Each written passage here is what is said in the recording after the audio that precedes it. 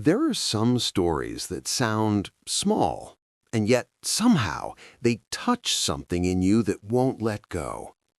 This is the story of Punch, the macaque whose life began with rejection and became something far more powerful.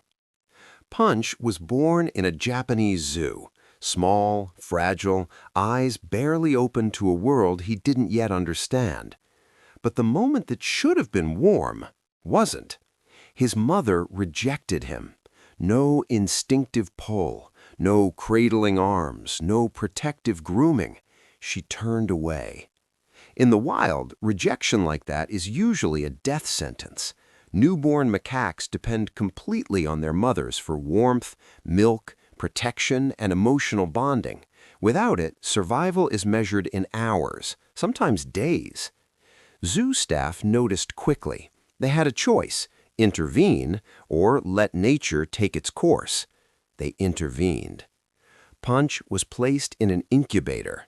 No fur to cling to, no heartbeat to rest against, no maternal scent to recognize, just sterile walls and human hands. Caretakers fed him formula through tiny bottles. They wrapped him in soft cloths to simulate contact.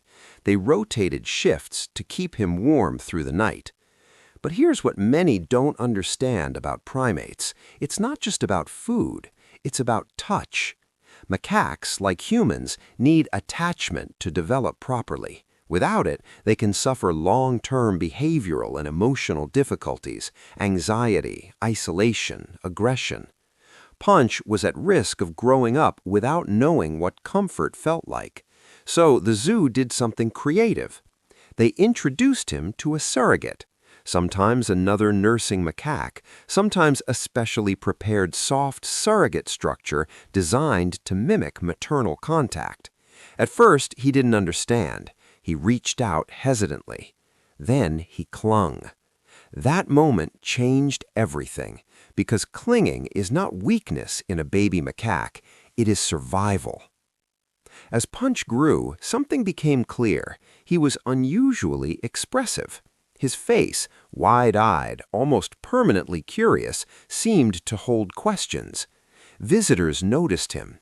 Caretakers grew attached. He had begun life as the one no one wanted. Now he was the one everyone watched. But this is where the story gets deeper. Animals rejected at birth often carry invisible scars. They may struggle with social integration. They may over-attach to caregivers. They may hesitate in dominance hierarchies. Zoo behaviorists monitored Punch closely. Would he bond normally? Would he learn troop dynamics? Would he become isolated? For a while, he stayed cautious around other macaques, watching, calculating, waiting.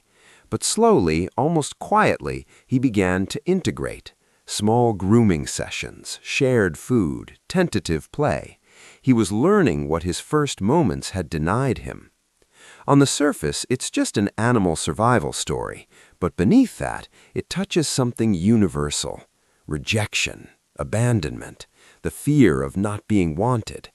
Punch's life became symbolic, not because he performed tricks or became famous, but because he survived the very first wound, the primal one, to be born and not embraced. There's another layer to this story. Zoos operate in controlled ecosystems. Breeding programs are carefully managed. Rejection can happen for many reasons: stress, inexperience, environmental factors. But every intervention raises ethical questions. Are humans saving nature or reshaping it? Punch lived because humans stepped in. In the wild, he would not have. Is that compassion or interference? For Punch, it meant life. But for the broader conversation, it's complicated. As he matured, Punch developed a playful, sometimes mischievous personality. He became confident, agile, curious. The baby who once needed an incubator was now climbing structures effortlessly. He formed bonds. He groomed others. He belonged. And perhaps that's why his story resonates, because it proves something quiet but powerful. Attachment can be rebuilt. Belonging can be learned. even after rejection. Why Punch became symbolic. Stories about animals often go viral for cuteness. Punch's story spread for a different reason. It wasn't about tricks, it was about resilience. It was about the smallest life being given a second chance. People saw themselves in him. The child not chosen first, the student overlooked, the partner left behind. And yet, still here, still climbing, still adapting. The emotional core. The image that lingers isn't dramatic, it's simple. A tiny newborn macaque alone, then human hands, then soft cloth, then tentative clinging, then survival.